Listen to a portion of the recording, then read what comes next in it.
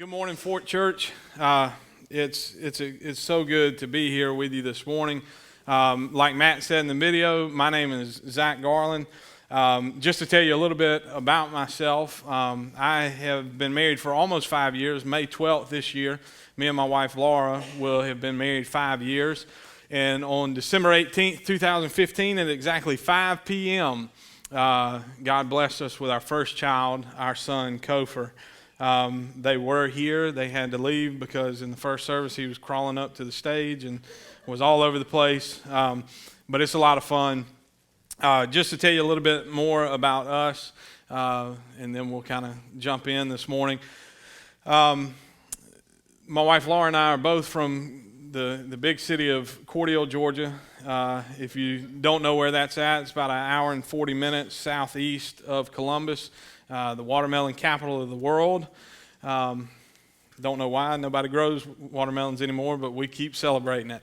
But that's where we're both from, and I had the great privilege and opportunity to start in ministry at First Baptist Church of Cordele, which was the church that I grew up in. And so that was a lot of fun to be able to go back, and a lot of the people that I knew and minister to their families and to their students. And so I was there almost 6 years, almost right at 6 years. And then this past August, God called Laura, Kofer, and myself to take a step of faith and to move to Columbus, Georgia. And so we did that on August 5th of this past year. And I currently serve as a pastoral intern at Ambassadors of Christ in Columbus. Basically, it's a fancy title, meaning that I just sit there and soak up a bunch of stuff. I'm a sponge. I sit there and I listen and I watch how church works and everything like that, because ultimately what God has called myself and my family to is to plant churches. And so that's what we're there for, to train and to learn. Ambassadors was a church plant. This year they're celebrating their 10-year anniversary of ministry in Columbus, Georgia. And so we're just excited about this time. It's exciting, it's scary on some days, and really on every other day you can pick any other emotion and insert it in there, and we've probably felt it and we've probably gone through it. But here's the bright side of that is a lot of you here know what that feels like. You've been at the Fort since the beginning, and so you've experienced some of those things as well. But you're also a testament to God's faithfulness. And so that's what we're resting in during this season and during this time, is we're just resting in that God's faithful. And God will be faithful to us, and ultimately God will be faithful to himself. And so we're just enjoying this time. One other thing I want to mention to you real quick. I did it in the first service, and nobody paid me to do this. It's just my heart, and I want you to know this. But I hope you know how blessed you are at the Fort. The team that you have here, the leadership that you have is I'll just be honest with you, pretty unmatched anywhere you go.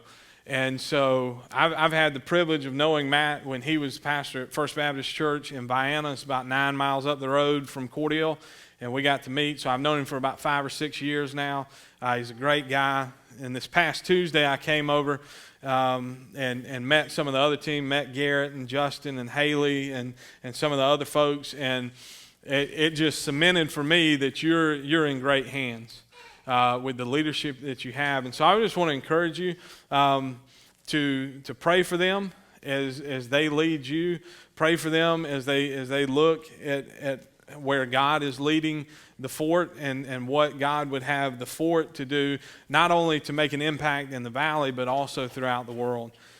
So pray for them and encourage them. But for the past couple of weeks, you've been in this series called Future Family.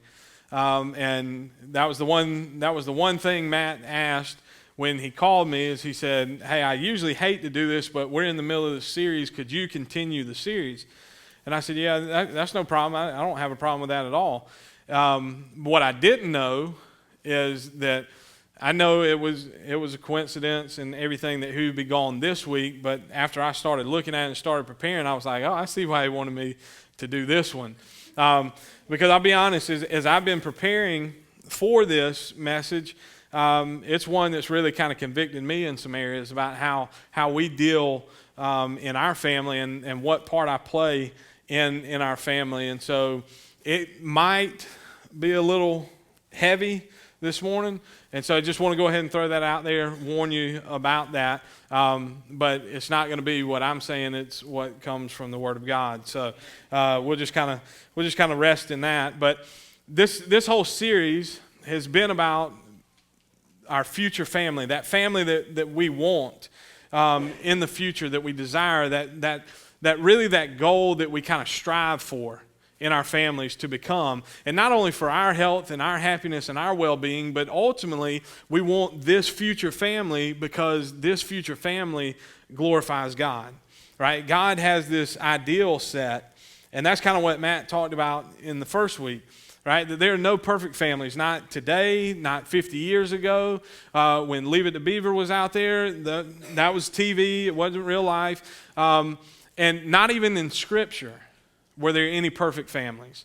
And so that's the thing that we have to know and understand is while our families aren't perfect, God still has this ideal, this bar that's set, this family that he wants us to become, that he desires us to become, ultimately because God knows that when we strive to be this family, it's not saying anything about us, but it's pointing everybody to him. And so that's what you talked about in the first week. And then last week, Matt gave you some kind of practical advice, some application that you could take home. And that was really just to answer this question, what can I do to help? Right? Well, that can be a really hard question to ask ourselves because although we're in these family units and we love our family, sometimes our family can get under our skin and can get on our nerves a little bit. And so when we ask the question, what can I do to help? Sometimes that means that we're going to have to give up something. We're going to have to give up some time. We're going to have to give up some energy, some effort, some of our talent, some of our resources in order to be an effective part of the family. But the great thing about that is when we ask that question, what can we do to help? We're exemplifying what Jesus did. When Jesus asked the Father, what can I do to help? And God the Father looked at Jesus and he said, you're going to have to give up your life. Not something that he ultimately wanted to do, but it's something that he knew he had to do in order for your sake and for mine that we may enjoy our salvation and enjoy and know without a doubt that we've been sealed for eternity. And so we ask the question, what can we do to help? And so today we're going to look at the next part of this series. Now, in week 1, Matt did mention that really the only thing that we have in common as families is that we didn't get to choose our family of origin or our family that we're born into, right? And that's true. But I would also submit to you that there's another thing that we all have in common as families. Doesn't matter where we're from, doesn't matter what our family looks like, whether we're in this great little family with a mom and a dad and 2.5 kids and the whole American dream thing, or if we're in a mixed family, or if we're a single parent, or whatever the case may be, all of us deal with one thing. It's all families deal with it, all families work through it, and all families struggle with it, and it's a thing called conflict, right? We all share that. That is a common thread throughout all of our family relationships is that conflict comes, and it happens. And so that's the thing, is we may not all handle conflict the same way, but we all experience conflict in our families. And so, real quickly, I just want to give you a couple of things about conflict and how we handle conflict, and just think through these and kind of see where you might land in how you handle conflict. The first is sulkers. These are the people who always apologize when conflict comes. They really don't like to deal with conflict, and so the first thing that they do is they say, conflict comes, the argument comes, and they say, well, I'm sorry. Well, you didn't do anything. I'm sorry anyway. It really doesn't matter. They just apologize in order for the conflict to go away. But here's the thing about sulkers is a lot of times when they get out of the conflict, for them, the conflict's never really resolved because they took some blame for some stuff that they didn't even have a part of, and for them, conflict's never quite resolved. So that's sulkers. The next one is screamers. These are the people who get as loud as they can, as fast as they can in order for the argument to win the argument, right? You may know some of you probably nudging your spouse or your kids, and you're like, yep, that's you. But chances are, if your child is a screamer, it's probably because they learned it from you. But not saying that any of these are wrong. This is just kind of how we handle conflict. Other people are pretenders, right? These are the people that, conflict could be raging around them, and you ask them, how you doing? Oh, everything's fine. I'm fine. Are you mad? Nope, I'm fine. Are you hurt? Nope, I'm fine. Everything, their default is, I'm fine. Don't worry about the conflict. We won't even handle it because I'm fine. Don't worry about it. And then you have peacemakers. These are the folks that hate conflict. They don't want any part of it, and they're going to do whatever they got to do for everybody to get along and be one big happy family. And if that means sacrificing something, they'll do that. If it means just getting out of there, they'll do that. They just want peace. They want everybody to be happy. They want to be the perfect family, and so they just want peace. And then the last one, or the last grouping, would be litigators. Now, these are the people who love to argue. And they will argue as long and as hard as they can in order to win. Right? They're the people who always win the argument. Doesn't matter what it takes. They're going to do what they got to do in order to win the argument. And here's the thing, is litigators are great arguers. They are. And the chances are they are right at some point. They're right. But these are also the people who think that they're always right. And even if I was to ask you, if you're a litigator this morning and I was to ask you, are you always right, as humbly as you know how, you would say, yes, I am always right. And that's fine. But here's the thing about being a litigator or a sulker or a screamer, pretender, whatever the case may be, here's the thing that you have to know. Is in the family, when we deal with conflict in the family and we argue and we fight, you may win the argument.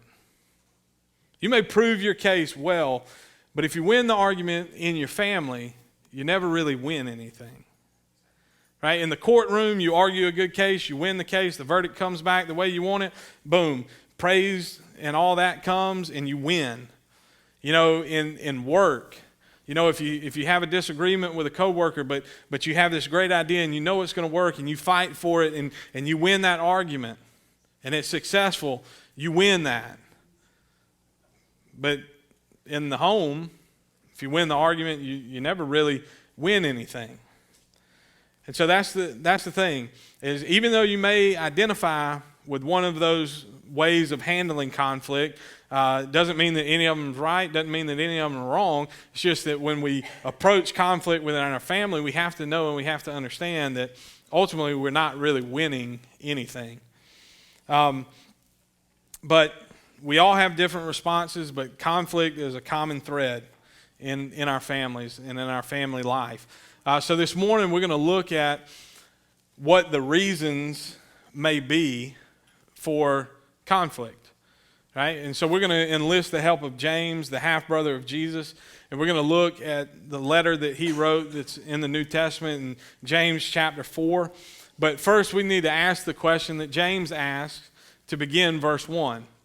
This is what he says. He says, what causes fights and quarrels among you? It's the question he asks. It's simple, it's straightforward. What causes fights and quarrels among you? So what would your answer be? Where do we eat? We have that one in our house too.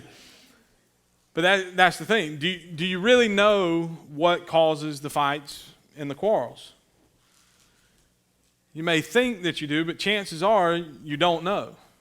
Like that's why we struggle so hard with our relationships and conflict in our relationships, is because we're arguing and we're in this conflict, but the problem is we don't ever really know the true source, and so it just kind of perpetuates this conflict. And I get it, going out where we're going to eat. That's one that happens all the time in our family. But for some of you, when I ask that question, you probably think to yourself, I know exactly why we fight in my house. It's because my husband won't spend enough time with me. It's because my wife is always wanting too much out of me. My kids, they don't listen. My husband doesn't listen. My wife spends too much money. My kids, they're making terrible decisions. You're thinking to yourself, all of these things, it's because they did this, because they did that. But here's the problem with that. All you're doing at that point is placing blame, right? And here's the thing is, that doesn't work, right? How many of you have ever seen blame resolve a conflict among a family?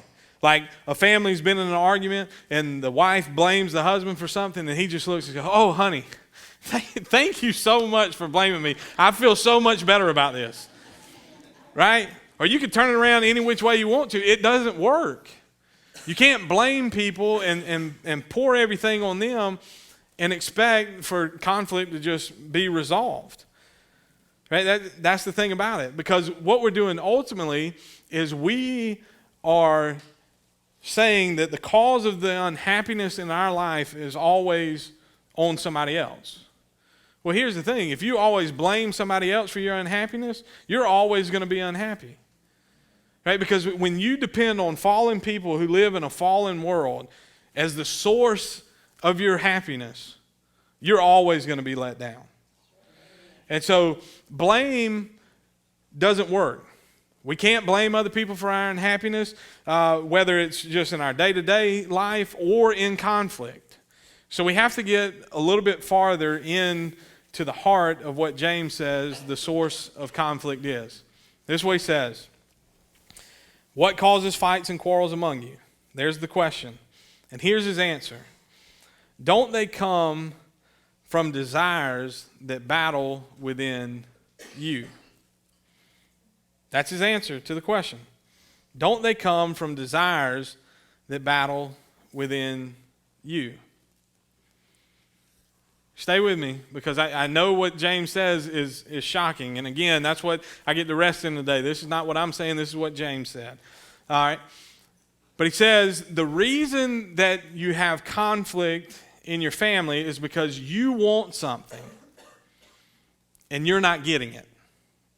And so that's what causes the conflict. That's at the root of everything. This is what it is. You want something. You desire something. You yearn for something in your family, and you're not getting it. And so that's what happens. It could be this thing. It's this internal conflict that rages within us. It's like we want, and we're not getting, and so conflict erupts, right? And they could be the most well-intentioned wants and desires, right? Like you want the best for your kids. You want your spouse to be happy. You want to make them happy. You want them to get everything that life has to offer out of life. Like you want good things for them. But here's the thing. Like you want your kids to do better. So you want them to study harder, work harder, practice harder, do all of these things more and better. But the problem is, ultimately, is they're what you want. They're your desires. And so what happens is they spill over onto the people that you're closest to, and when they can't deliver, conflict happens.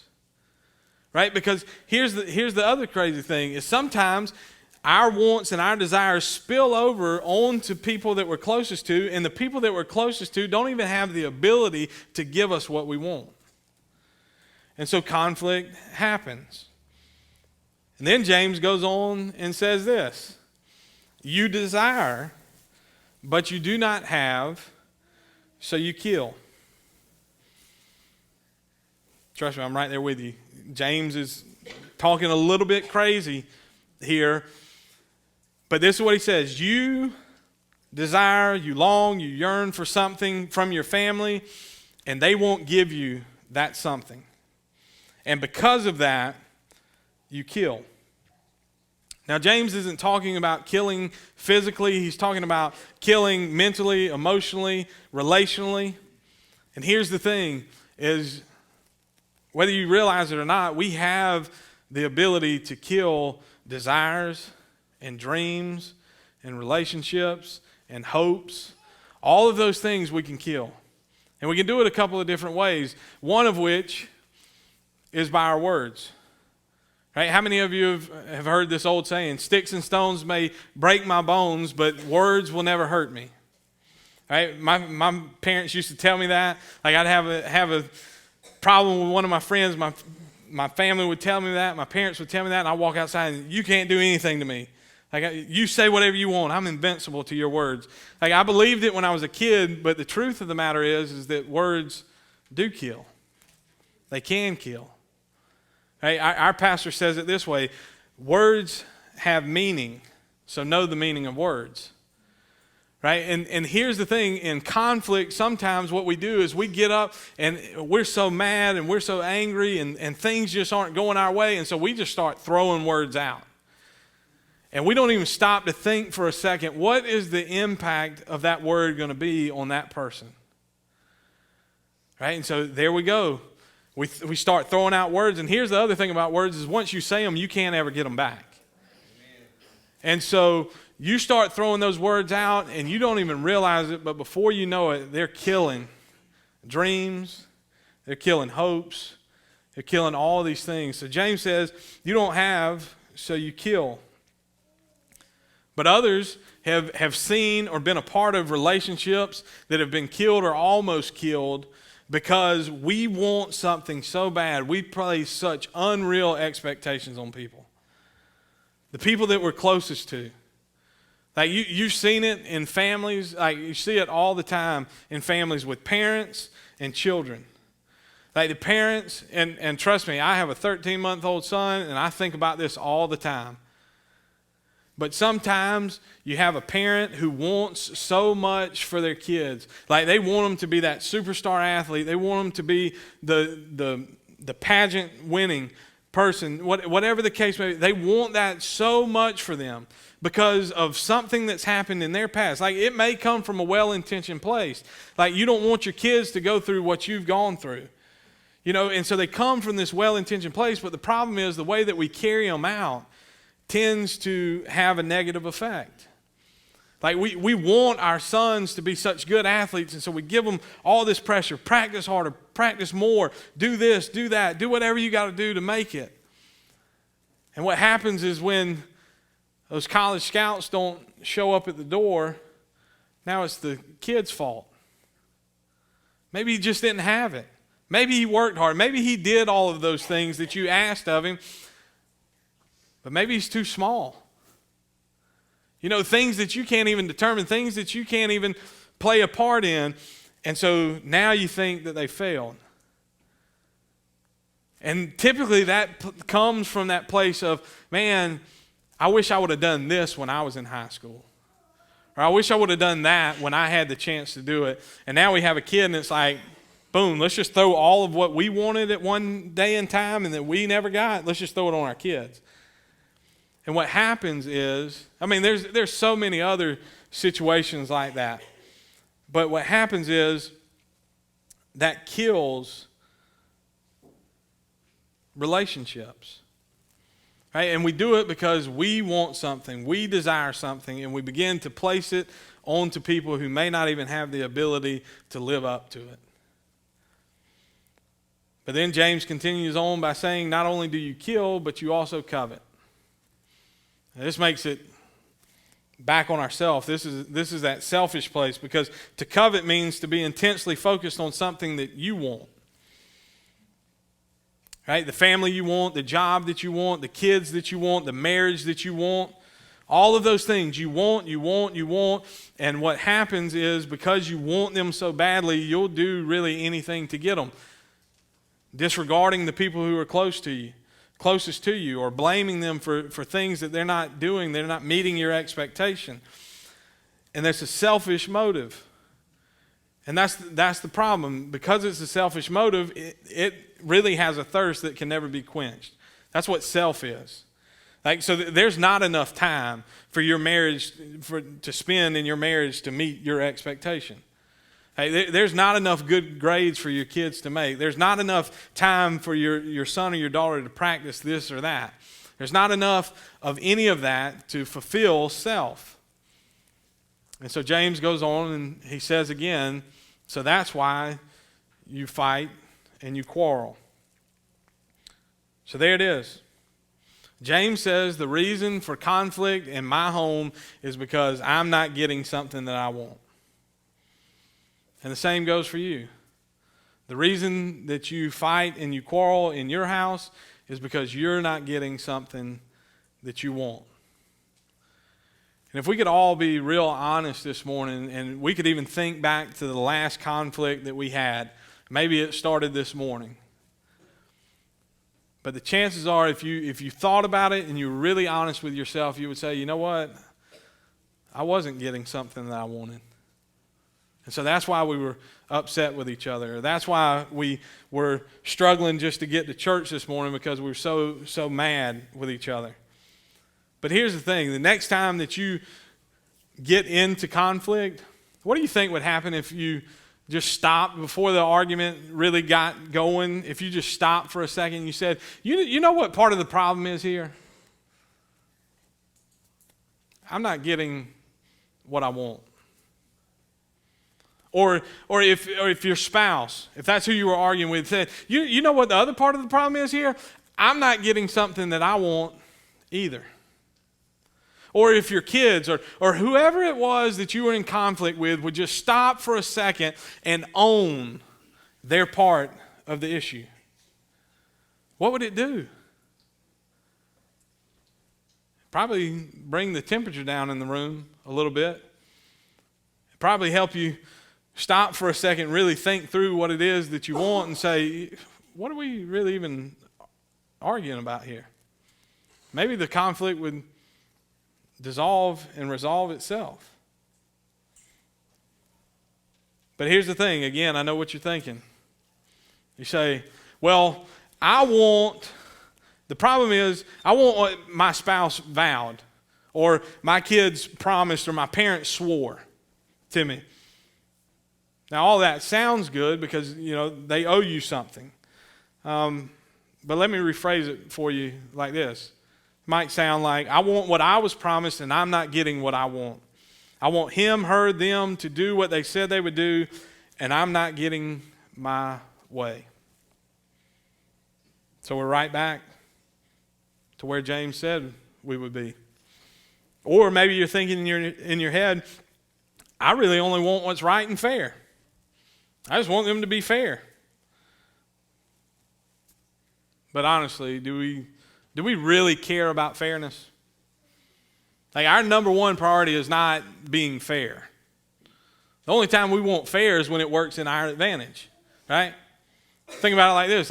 I'm not going to go to a busy parking lot, pull in, and there are all these other cars circling around the parking lot trying to find a space, and as soon as I pull in, I see a spot, and I pull in, put my car in park, and start banging the steering wheel saying, this just isn't fair.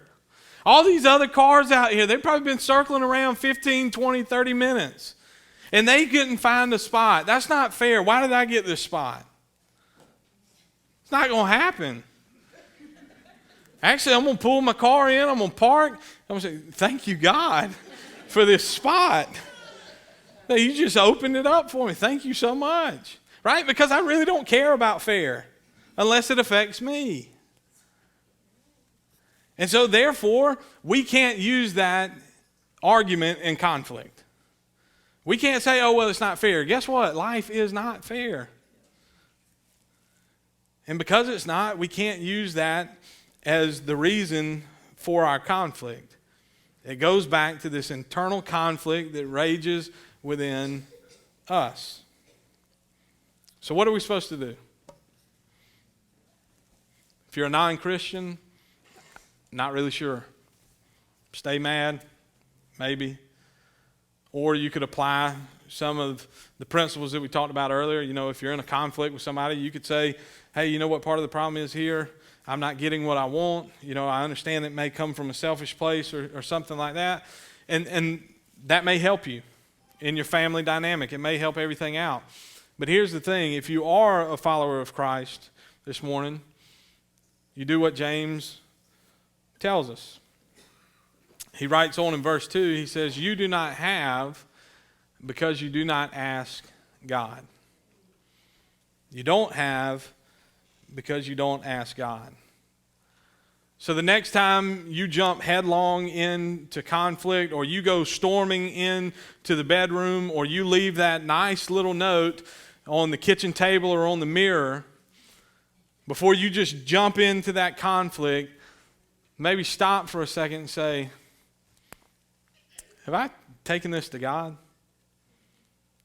Have I even asked God what it is that I really want and what I really hope to get out of this?